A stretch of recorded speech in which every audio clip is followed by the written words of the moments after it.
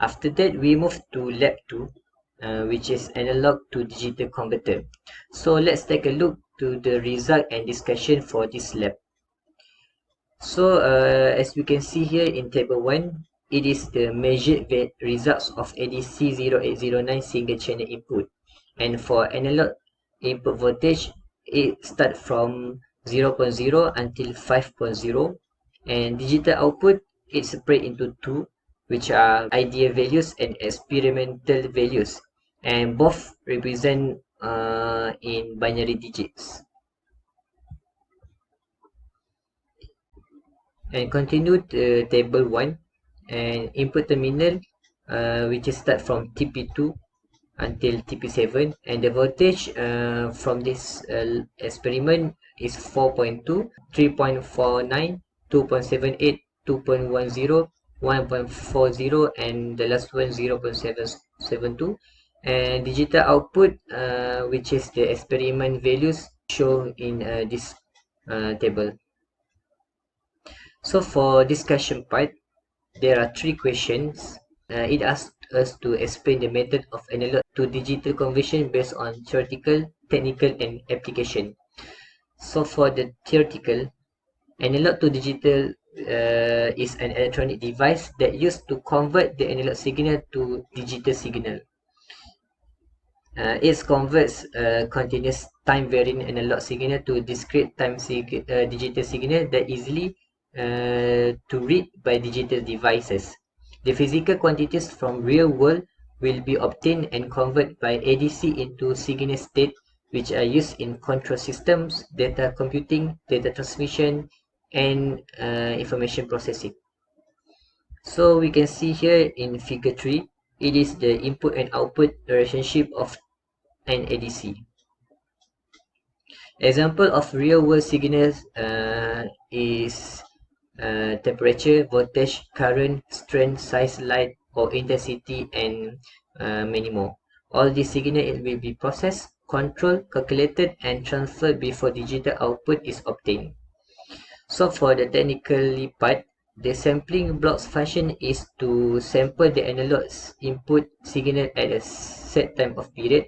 The samples are taken in continuous amplitude and have a real value, although they are discrete in time. The sample rate is a significant factor in conversion. So as the result, it protects at a particular cost, and the sampling rate is determined by the system specifications. The whole block is the second block used in ADC. It serves no use, it merely retains the samples amplitude before capturing the next sample. The third block is used for quantization. The amplitude of an analog or continuous signal is transformed to the amplitude of discrete time. The whole constant amplitude value is passed through the quantized block and becomes a discrete amplitude. And next, it is the encoder block, which is the block that converts the digital signal to binary form. Because binary signals are utilized by digital devices, it is essential to employ the encoder to convert this digital signal to binary form. And the application, ADC is used in medical imaging such as X-ray and MRI.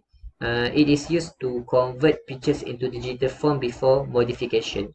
The second one, music from cassette is translated through ADC converters into digital form. And the last one, for display purpose and other feature, digital oscilloscope also contains ADC for converting analog signal to a digital signal. And next, question number 2. The purpose of using SW1, SW2, and SW3 is to control the channel selection. To answer the question of the purpose of SW1, SW2, and SW3. And the final question, what are the adjustable errors of ADC 0809? And we need to explain each of them. So for the answers, the adjustable errors of ADC 0809 are plus minus 1 LSB, and it is equal to 0.01953 volt. And it also includes the full scale of error, offset error, nonlinearity error, and multiplexer error. When the maximum conversion value is achieved, full scale error display the offset error between the analog input and the full scale analog input in the analog digital converter. The offset error is the deviation between the center of the least significant code and the center of the same code on the ideal ADC with the same number of bits.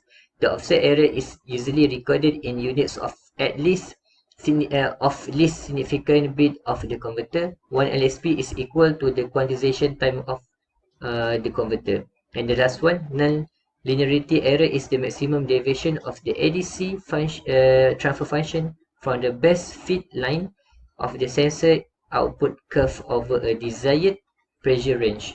Usually the non-linearity error value is expressed as a percentage of the specific pressure range. So that's all for lab 2.